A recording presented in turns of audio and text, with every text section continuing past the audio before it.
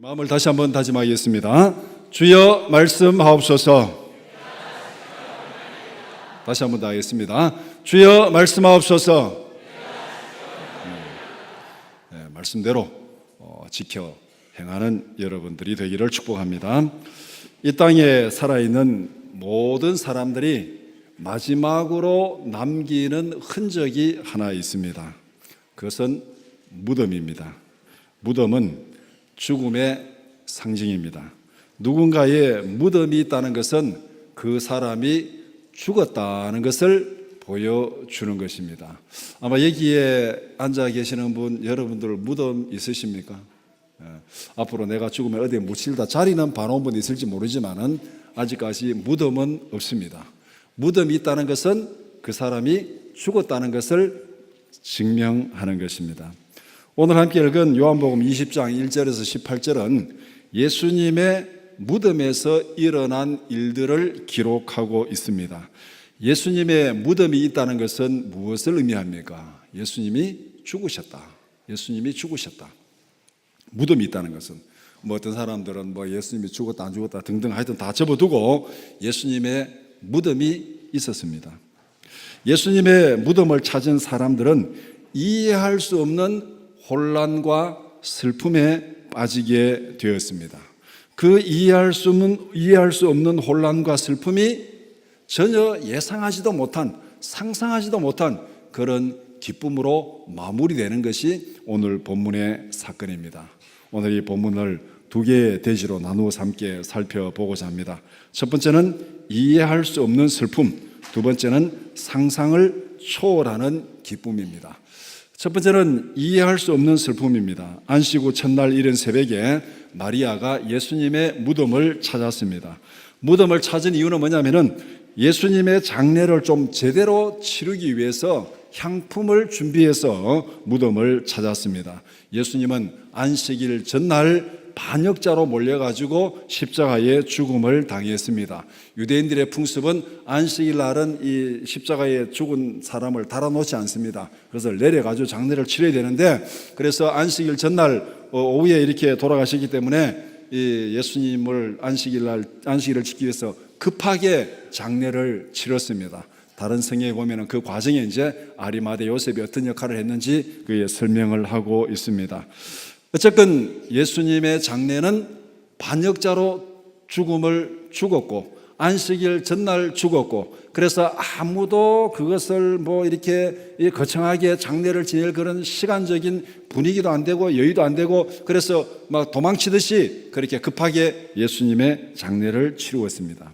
그래서 안식일이 지나자 여인들이 향품을 준비해서 그렇게 준비하지 못했던 예수님의 장례를 좀 제대로 해주자. 그렇게 해서 여인들이 예수님의 무덤을 찾았습니다.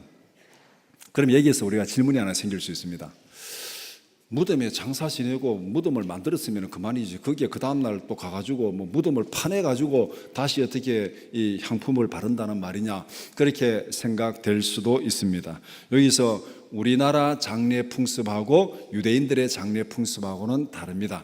우리는 사람이 죽으면 땅을 파고 무덤에서 매장을 합니다. 그런데 유대인들의 장례 풍습은 동굴에다가 사람의 시체를 넣고 무덤 입구를 막아 놓습니다. 막아놓고 그 다음에 사람이 몇 년 지나서 썩으면 뼈를 모아가지고 한점 모아놓고 그 다음에 또 그 아들이 죽으면 그 동굴에 다시 넣습니다. 그러니까 이 동굴 하나 정해가지고 가족 묘지로 대대로 쓰는, 그래서 창세기 보면은 아브라함이 막벨라 동굴을 가족 묘지로 샀다는 그 얘기가 나오고 있습니다. 그러니까 우리 가족 묘지는 여기, 또 여기, 그래서 각각 가족 묘지에 동굴이 하나씩 있다, 그렇게 생각하시면 됩니다. 그리고 부자들은 나는 돈이 많으니까 다른 사람들 쓰던 무덤에 나는 장례 지내고 싶지 않다. 그럼 자기가 특별히 이제 돈을 들여서 이제 무덤을 하나 만듭니다.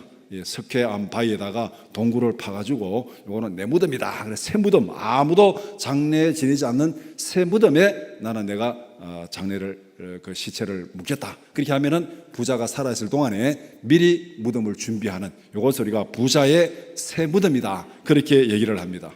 근데 만약에 우리나라에서 디산에다가 동굴이 하나 있는데 거기에 시체를 넣고 무덤 앞에 그냥 돌을 하나 다 가려 놓으면은 어떻게 해야 되겠습니까?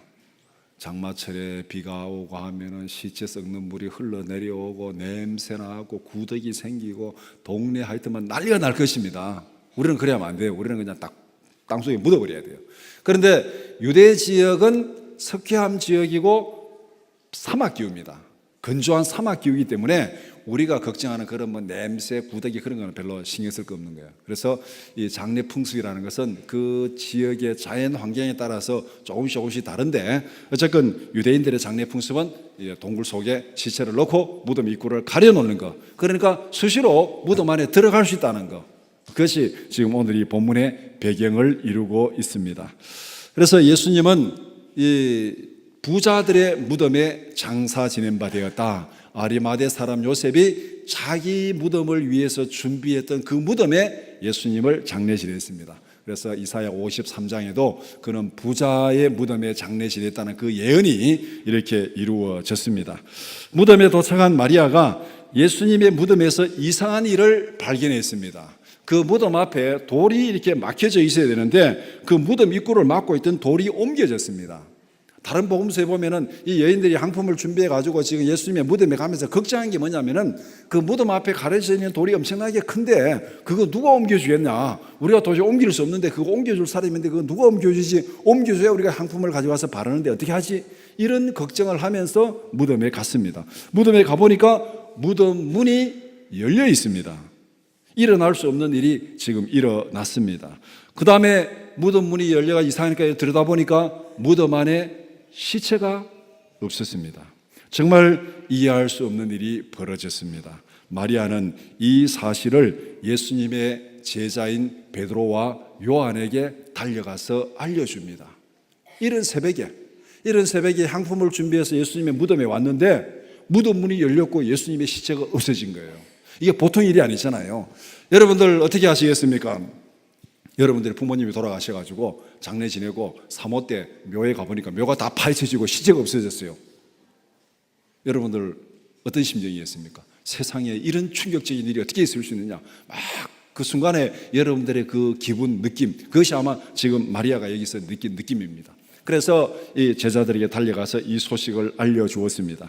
마리아의 소식을 들은 베드로와 요한은 급하게 무덤으로 달려갑니다. 본문은 둘이서 무덤으로 달려가는 그 상황을 마라톤 중계하듯이 막 중계를 합니다. 두 사람이 막 달려가는데 달리기는 베드로가 별로 못하고 요한이 훨씬 더 잘 달려가서 무덤에 빨리 도착했고, 무덤에 도착한 요한은 성격이 소심해가지고 무덤에 들어가지는 못하고 밖에서 이렇게 보기만 하고, 늦게 도착한 베드로는 무대가라라서 그냥 막 들어가서 무덤 안에 들어가가지고 막 안에 살펴보고, 그러니까 요한이 또 용기를 내가지고 또 따라 들어가가지고 또 살펴보고, 막 그렇게 지금 무덤 안에서 일어나는 그 일들을 보여주고 있습니다. 베드로와 요한이 예수님의 무덤에서 확인한 것이 무엇입니까? 들어가서 확인해 보니까 예수님의 시체를 쌌던 세마포는 그 자리에 그대로 있습니다. 또 예수님의 머리를 쌌던 수건도 그 자리에 그대로 있습니다. 그런데 예수님의 시체는 없습니다. 그러니까 세마포, 머리 수건, 우리가 이게 장례할 때 이제 이 염할 때 여러분들 뭐 보셨으면 알겠지만 우리는 이제 이 삼배를 가지고 이렇게 그 수의를 입히잖아요. 그 수의, 이 세마포, 머리 쌌던 수건, 그것이 그대로 그 위치에 있었습니다. 왜 이런 일이 일어났을까? 마리아도 모르고 제자들도 모르고 도무지 알 수 없는 일이 여기에서 일어났습니다. 문제는 예수님의 무덤에 시체가 없어졌다는 황당한 사실. 마리아도 확인했고, 그 다음에 베드로도 확인했고, 요한도 확인했고, 무덤 안에 들어가서 분명히 여러 사람들이 확인한 거예요. 세마포는 있는데, 머리에 쌌던 수건이 있는데 예수님의 시체가 없어졌습니다. 이 상황에서 우리가 한번 추론해 볼 수 있는 경우의 수가 어떤 것이겠습니까? 한 두 가지 정도 우리가 한번 생각해 볼 수 있어요. 어떤 사람이 예수의 시체를 훔쳐갔구나. 오늘 마리아가 얘기한 대로 마리아는 첫 번째 그렇게 생각했어요. 누가 예수님의 시체를 훔쳐갔다. 어디에 다른 데 갖다 두었다. 시체를 훔쳐갔다. 이것이 첫 번째 생각할 수 있는 경우의 수입니다. 그런데 여기에서도 풀리지 않는 문제가 있어요. 만약 예수님의 시체를 누가 가져갔다면, 옮겨갔다면 이 시체를 쌌던 세마포, 머리를 쌌던 수건도 같이 가져가야 되잖아요. 수의를 열어가지고 싸놨으니까 들고 가면 같이 가야 되는데 왜 구태여 시체를 옮기면서 이 세마포, 수의는 다 벗기고 머리에 수건도 벗기고 왜 시체만 가져갔을까? 이게 풀리지 않는 거죠. 다른 하나는 죽었던 예수님이 살아나셨다. 그러니까 수의도 다 벗고 이제 살아나셨다. 그렇게 되면 간단한 문제일 수 있는데 여기에 문제는 뭡니까? 상식적으로 생각해서 그럴 일은 없습니다. 그런 일이 일어날 일은 0%입니다. 0%. 일어날 수 없는 일이죠. 그러니까 이 문제가 지금 풀리지 않는 거예요. 시체를 훔쳐갔다 해도 뭔가 지금 미심쩍은 것이 있고, 살아났다는 것은 도저히 상상도 못하는 일이고, 예수님의 빈 무덤을 확인한 제자들은 어떻게 반응합니까? 베드로와 요한은 아무런 대책이 없습니다. 여기에 대해서 도대체 왜 이런 일이 일어났는지 아이디어도 없고 생각도 없고 아무런 대책도 없고, 무덤이 있다 해가지고 지금 자기들이 할 일도 없고, 그래서 고민과 근심에 쌓여서 무덤을 떠납니다. 집으로 갑니다. 확인하고 도대체 어떻게 된 거냐, 알 수 없는 일이 벌어졌다, 그렇게 하고 그냥 집으로 가버렸습니다. 마리아는 무덤을 떠나지 않고 슬피 울고 있었습니다. 마리아의 슬픔은 우리가 여러 가지로 한번 생각해 볼 수 있겠죠.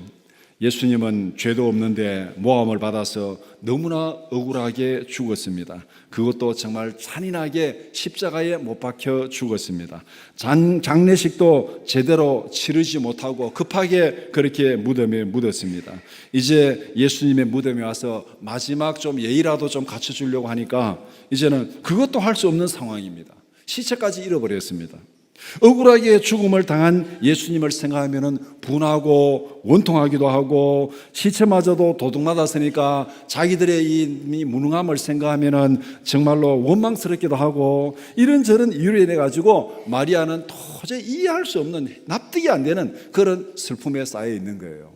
너무 억울하게 죽은 예수님이 너무 분하고 원통하고, 그 다음에 예수님의 시체 하나도 제대로 지켜주지 못한 자기들의 이 무능함, 이 행편없는 처지를 생각하니까 원망스럽기도 하고, 그러니까 정말 슬픔 가운데서, 해결책이 없는 이런 슬픔 가운데서 지금 슬퍼하고 있고, 무덤을 떠나지도 못하고, 시체가 없는 걸 확인하고서도 무덤을 떠나지도 못하고 거기에서 울고 있는 그 마리아의 모습, 그 마리아의 마음, 그 마음이 어떤 슬픔인지를 우리가 한번 상상해 볼 수 있습니다. 두 번째는 상상을 초월하는 기쁨입니다. 혼자 무덤에 남아서 울고 있던 마리아는 또 다른 충격적인 사건을 목격하게 됩니다. 울면서 무덤 안을 들여다보니까 예수님의 시체가 있던 자리에 흰옷 입은 두 천사가 있었습니다. 하나는 발 있는 쪽에 앉아 있었고 하나는 머리 있는 쪽에 앉아 있었습니다. 무섭기도 하고 이해할 수 없는 일이 연속적으로 벌어지고 있습니다. 천사들이 울고 있던 마리아에게 이렇게 질문합니다. 13절에 여자여 어찌하여 우느냐, 어찌하여 우느냐.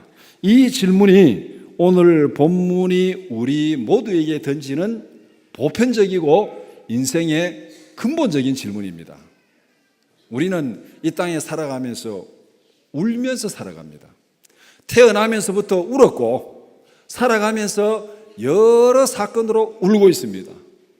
때로는 눈물을 흘리면서 통곡하는 경우도 있고, 때로는 가슴 속으로 눈물을 흘리면서 가슴을 치면서 속으로 우는 경우도 있고, 우리는 너무나 많은 경우에 슬퍼하고 안타까워하고 고통스러워하면서 울면서 인생을 살아갑니다. 그리고 마지막 인생 마무리도 울면서 끝나는 거예요. 우리는 울면서 시작해서 울면서 살다가 울면서 끝나는 것이 이 땅에 살아가는 우리의 인생입니다. 오늘 천사가 마리아에게 어찌하여 우느냐, 이 질문은 조금 확대시키면은 우리 인생의 보편적인 질문이고 우리에게 던지는 인생의 근본적인 질문입니다. 우리 모두는 울면서 살아가는 그런 삶을 살고 있습니다. 천사의 질문에 마리아는 이렇게 답변합니다. 예수님의 시체를 잃어버려서 내가 지금 울고 있습니다. 그렇게 답변합니다. 천사들에게 대답하고 마리아가 뒤를 돌아봐 보니까 무덤 안에 또 한 사람이 있는 것을 보았습니다. 무슨 공포영화도 아니고 무덤 안에서 어떻게 이런 일이 자꾸 벌어지고 있습니까? 이런 상황에서 마리아가 기절하지 아니하고 도망치지 않은 것이 정말 다행 아닙니까? 여러분 같으면 어떻게 하시겠습니까? 새벽에 무덤에 갔는데 시체가 없어졌어요. 난리가 났습니다. 제자들 다 떠나고 혼자서 무덤 앞에서 울고 있는데 무덤 안에 들여다보니까 천사가 있어요. 그 상황을 보는 순간에 이미 여러분 어떻게 되겠습니까? 소리치고 도망을 갔든지 막 정신을 잃어버렸든지. 그 다음에 또 보니까 또 한 사람이 또 나타나 있는 거예요. 내 말이 별로 믿겨지지 않으면은 여러분들 밤에 저녁에 공동묘지를 한번 지나가 보시기 바랍니다. 공동묘지를 지나가 보시면은 머리가 쭈뼛쭈뼛 서고, 저는 어릴 때 그런 경험이 많이 있습니다. 묘 앞으로 이렇게 들어가다 보면 묘가 있잖아요. 묘 앞으로 지나갈 때 저녁에 지나가면 와, 이거 막 뒤에 막 뭐가 따라오는 것 같고 막 그냥 막 잡아 당기는 것 같고, 그래서 막 보통의 경우에 갈 때는 거의 그 지나갈 때는 막 소리 지르면서 막 걸으면 날 살려라고 막 도망칩니다. 막. 그렇게 길을 다녀본 경험이 있습니다. 지금 마리아가 지금 무덤에서 벌어진 이 사건, 정말 기절초풍할 일이 지금 벌어지고 있습니다.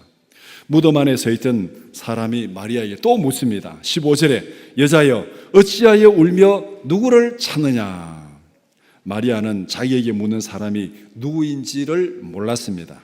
무덤을 지키는 동산직인 줄 알았습니다. 그래서 마리아는 똑같은 대답을 합니다. 예수님의 시체를 잃어버려서 운다고 답변합니다. 시체를 다른 곳에 치웠으면 내게 돌려달라. 그럼 내가 가져가겠다. 그렇게 지금 마리아가 답변합니다. 마리아가 슬퍼하는 이유는 분명합니다. 2번이나 확인했죠. 예수님의 시체를 잃어버리기 때문에 슬퍼한다고 말하고 있습니다. 예수님은 억울하게 죽음을 당했는데 이제는 그 시체마저 잃어버렸습니다. 그래서 너무 억울하고 원통하고 아무것도 할 수 없는 자신의 처지가 원망스럽고 이렇게 저렇게 지금 마리아가 슬퍼하고 있습니다. 마리아는 이해할 수도 없고 해결할 수도 없는 슬픔에 빠져서 울고 있습니다. 마리아의 슬픔은 해결책이 없어요. 지금 시체를 잃어버렸는데 찾을 수도 없습니다. 그리고 위로받을 데도 없어요. 이 일을 누구에게 얘기해가지고 누가 어떻게 이 슬픔을 위로하겠습니까? 우리 앞에 닥친 슬픔이, 인생의 근본적인 슬픔이 이거잖아요. 해결할 수도 없어요. 위로받을 수도 없어요. 우리 슬픔의 가장 근본적인 원인이 뭡니까? 죽음이잖아요. 죽음.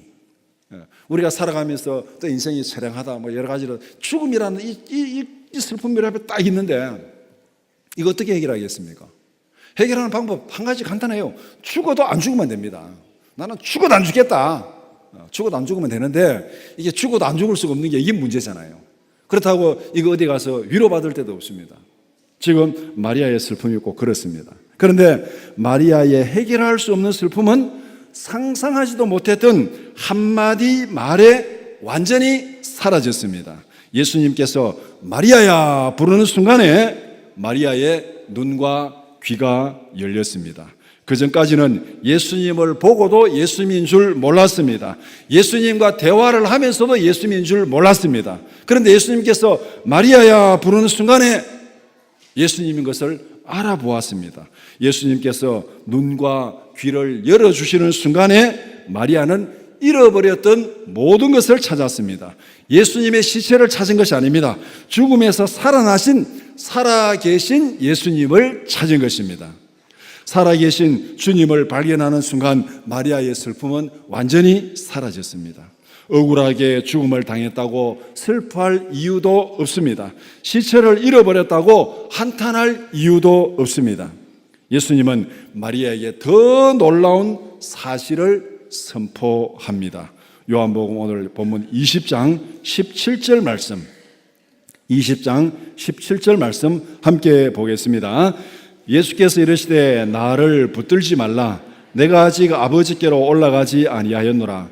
너는 내 형제들에게 가서 이르되 내가 내 아버지 곧 너희 아버지 내 하나님 곧 너희 하나님께로 올라간다 하라 하시니.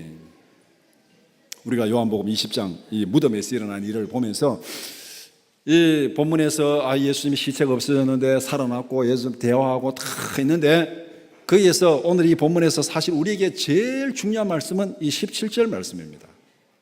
17절 말씀. 예수님이 부활하신 것하고 우리하고 무슨 관계가 있느냐? 예수님은 부활했는데 우리는 무덤에서 영원히 부활하지 못한다면 예수님의 부활은 아무런 관계가 없습니다. 우리와 아무런 관계가 없어요. 우리가 무슨 부활절이라고 지키고 찬양하고 그렇게 할 이유가 없어요. 예수님은 살아나셨지만 우리는 살아나지 못한다면, 예수님은 무덤을 이기고 나오셨지만 우리는 무덤 안에 영원히 있다면 예수님의 부활하고 우리하고는 아무런 관계 없습니다. 부활절을 지킬 이유도 없어요. 그런데 왜 우리가 부활절을 지키고 기뻐하고 찬양하느냐 하면은 그 이유는 바로 오늘 이 부활하신 주님께서 마리아에게 하신 이 말씀 17절에 있는 이 말씀이 예수님의 부활과 우리와 어떤 관계가 있는지를 분명히 보여주고 있습니다. 오늘 이 17절 말씀 앞에 있는 부분, 요거는 좀 제껴놓고, 나를 붙들지 말라, 내가 아직 아버지께로 올라가지 못하였노라 아니하였노라, 요 부분은 해석상에 조금 접어두고 그 다음 그 뒤에 부분 한번 보겠습니다. 너는 내 형제들에게 가서 이르되 내가 내 아버지 곧 너희 아버지 내 하나님 곧 너희 하나님께로 올라간다 하라 하시니. 예수님이 지금 마리아에게 얘기하는 거예요. 내가 내 아버지 곧 너희 아버지 내 하나님 곧 너희 하나님께로 올라간다 하라. 이 말씀을 마리아에게 예수님이 하신 거예요. 그리고 요 뒤에 18절에 보면은 마리아가 가서 살아계신 주님을 보았다고 요 말을 제자들에게 그대로 전달합니다. 마지막에 또 주께서 자기에게 이렇게 말씀하셨다 이르니라, 요 말도 분명히 전달하잖아요. 그러니까 지금 17절에서 마리아에게 한 이 말씀을 제자들에게 가서 그대로 전달하고 있습니다. 내가 내 아버지 곧 너희 아버지 내 하나님 곧 너희 하나님께로 올라간다 하라. 이 말씀은 룻기서에 기록된 룻의 신앙 고백과 너무 비슷합니다. 룻기 1장 16절 말씀 함께 보겠습니다. 룻이 이르되 내게 어머니를 떠나며 어머니를 따르지 말고 돌아가라 강건하지 마옵소서. 어머니께서 가시는 곳에 나도 가고 어머니께서 머무시는 곳에서 나도 머물겠나이다. 어머니의 백성이 나의 백성이 되고 어머니의 하나님이 나의 하나님이 되시리니. 어머니의 백성이 나의 백성이 되고 어머니의 하나님이 나의 하나님이 됩니다. 룻은 모압 여인, 이방 여인입니다. 언약 백성 안에 들어오지 못했습니다. 그런데 나오미가 돌아가라 하니까 룻이 뭐라고 말합니까? 어머니의 백성, 하나님이 택하신 언약 백성이 내 백성이 되고 어머니의 하나님이 내 하나님입니다. 그러니까 어머니가 가시는 곳에 나도 가고 어머니가 머무는 곳에 나도 머물고 어머니가 죽는 그곳에서 나도 죽겠습니다. 이 고백이 나오미에게 한 룻의 고백입니다. 한 백성이고 한 하나님이니까 어머니와 나는 하나입니다. 함께 가고 함께 머물고 함께 거기에 있겠다는 이 고백으로 룻은 언약 백성 안으로 들어옵니다. 베들레헴으로 돌아와서 빈손으로 돌아온 룻이 나중에 충만히 채워지는 그 모습을 룻기서에서 쭉 설명하고 있습니다. 그 룻기서에서 보여주었던 그 구원의 원리를 오늘 본문에서 예수님께서 부활하신 주님이 마리아에게 분명히 말씀하고 있습니다. 룻의 고백이 정확하게 예수님께서 주시는 구원의 약속입니다. 예수님께서 가시는 곳에 우리도 갑니다. 예수님께서 머무시는 곳에 우리도 머뭅니다. 예수님의 아버지가 우리의 아버지입니다. 예수님의 하나님이 우리의 하나님입니다. 믿습니까? 이것이 부활하신 주님이 우리에게 약속하신 거예요. 이것이 우리에게 어떻게 적용됩니까? 예수님께서 죽음을 이기시고 무덤에서 살아나셨습니다. 그렇다면 우리도 살아날 줄 믿습니다. 예수님께서 하나님 보좌 우편에서 영원한 영광을 누리십니다. 그렇다면 우리도 주님과 함께 천국의 영원한 영광을 누릴 줄 믿습니다. 예수님의 아버지가 우리 아버지고 예수님의 하나님이 우리 하나님이고 예수님이 가는 곳에 우리도 가고 예수님이 머무는 곳에 우리도 머뭅니다. 이것이 바로 부활의 복음입니다. 간단히 말하면 우리는 예수님과 하나입니다. 새 언약 안에서 예수님과 함께 영원한 생명과 영원한 영광을 누리는 저와 여러분들이 되기를 축복합니다. 살아나신 예수님을 보고 예수님의 말씀을 들은 마리아는 다시 제자들에게로 달려갑니다. 2절에서 마리아가 제자들에게 달려갔습니다. 안식 후 첫날 이른 아침에 무덤에 와서 보고 무덤에서 무슨 일이 벌어졌습니다. 그것을 보고 마리아가 제자들에게 달려가요. 그 다음에 18절에서 다시 충격적인 사건을 경험하고 마리아가 제자들에게 달려갑니다. 안식 후 첫날 마리아가 굉장히 바쁘죠. 무덤에 왔다가 또 달려갔다가 또 무덤에 왔다가 달려갔다가 아침부터 막 열심히 지금 쫓아다니고 있고 충격적인 일을 이렇게 경험하는데 2절과 18절에 차이점이 무엇입니까? 2절에서는 마리아가 목격한 충격적이고 슬픈 소식을 전하기 위해서 제자들에게로 달려갔습니다. 무덤이 문이 열렸고 예수님의 시체가 없어졌습니다. 도대체 어떤 일입니까? 알 수 없습니다. 그 충격과 그 슬픔으로 지금 제자들에게 달려갔어요. 18절에서는 마리아가 보고 들은 충격적인 기쁜 소식을 전하기 위해서 달려갔습니다. 부활하신 주님을 만났다. 그리고 주님이 이렇게 말씀하셨다. 이렇게 말씀하셨다. 그 소식을 안고 막 벅차오르는 기쁨으로 지금 제자들에게 달려가고 있습니다. 2절과 18절 사이에 무슨 사건이 있었습니까? 마리아의 슬픔과 기쁨 사이에 무슨 일이 있었습니까? 마리아가 부활하신 주님을 만났습니다. 부활하신 주님으로부터 부활의 영원한 복음을 들었습니다. 부활하신 주님이 마리아의 슬픔을 상상을 초월하는 기쁨으로 바꾸어 주신 줄 믿습니다. 이것이 복음의 핵심입니다. 이것이 복음의 핵심입니다. 어찌하여 우느냐? 우리는 울면서 태어났고 울면서 살아가고 울면서 우리 인생을 마무리합니다. 무덤으로 우리 인생이 끝나는 것처럼 보여집니다. 그런 우리를 향해서 예수님께서 어찌하여 우느냐? 어찌하여 우느냐? 울지 말라는 거죠. 울 이유가 없다는 것입니다. 예수님이 죽음을 이기고 살아나셨습니다. 예수님의 하나님이 우리의 하나님이고 예수님의 아버지가 우리의 아버지고 예수님이 가는 곳에 우리도 가고 예수님이 머무는 곳에 우리도 머뭅니다. 그렇기 때문에 부활하신 주님을 만날 때 우리의 모든 슬픔과 모든 고통이 기쁨으로 바뀌어질 줄 믿습니다.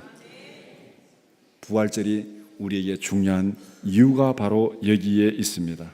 말씀을 정리해 봅시다. 예수님은 무덤의 문을 열고 살아나셨습니다. 예수님은 죽음의 권세를 이기시고 부활하셨습니다. 부활하신 주님께서 우리에게 이렇게 질문하십니다. 어찌하여 우느냐? 내가 세상을 이겼는데 어찌하여 걱정하고 슬퍼하느냐? 내가 죽음을 이겼는데 어찌하여 두려워하고 슬퍼하느냐? 예수를 구주로 믿는 사람들은 예수님과 하나입니다. 예수님께서 가시는 곳에 우리도 함께 갑니다. 예수님께서 머무시는 곳에 우리도 함께 머뭅니다. 예수님께서 죽음의 권세를 이기셨으면 우리도 죽음의 권세를 이깁니다. 예수님께서 천국의 영원한 영광으로 올라가시면 우리도 함께 영광의 자리로 나아갑니다. 이 구원의 원리를 로마서에서는 그리스도와 함께 우리가 십자가에 못 박혀 죽었고 그리스도와 함께 장사 지낸 바 되었고 그리스도와 함께 살아나셨고 그리스도와 함께 영광의 보좌 우편에 앉으리라, 그렇게 계속 로마서에서 강조하면서 설명합니다. 성도의 삶은 결코 죽음으로 끝나는 것이 아닙니다. 성도의 삶은 실패로 끝나는 것이 아닙니다. 성도의 삶은 무덤으로 끝나는 것이 아닙니다. 예수님이 세상을 이기셨습니다. 예수님이 죽음을 이기셨습니다. 죽음을 이기신 주님께서 우리에게 이렇게 말씀합니다. 요한복음 16장 33절 말씀 함께 보겠습니다. 이것을 너희에게 이르는 것은 너희로 내 안에서 평안을 누리게 하려 함이라. 세상에서는 너희가 환난을 당하나 담대하라, 내가 세상을 이기었노라. 내 안에서 평안을 누리게 하려 함이라. 세상에서는 위로와 평안이 없습니다. 세상에서 너희가 환난을 당하나 담대하라, 내가 세상을 이겼노라. 세상을 이기신 주님 안에서 영원한 위로와 평강을 누리는 여러분들이 되기를 축복합니다. 우리가 죽어서 천국 가는 것도 마찬가지고 이 세상에 사는 날 동안도 마찬가지입니다. 부활하신 주님께서 성령으로 우리와 함께 계시는 줄 믿습니다. 세상에서 보고 듣고 하는 모든 환경으로서는 우리가 위로와 평안을 누리지 못하지만은 우리와 함께 하시는 예수 안에서 하늘의 위로와 평강을 누리는 여러분들이 되기를 축복합니다. 우리는 십자가에서 죽은 예수님을 믿는 것이 아닙니다. 우리는 십자가에서 죽으시고 살아나신 예수님을 믿습니다. 죽음의 권세를 이기신 예수님께서 우리의 모든 슬픔과 근심과 염려와 걱정을 영원한 위로와 평강과 기쁨으로 바꾸어 주실 줄 믿습니다. 이 부활의 믿음을, 이 부활의 기쁨을 이 부활의 영광을 우리의 삶 속에서 날마다 누리며 살아가는 저와 여러분들이 되기를 축복합니다. 기도드리겠습니다.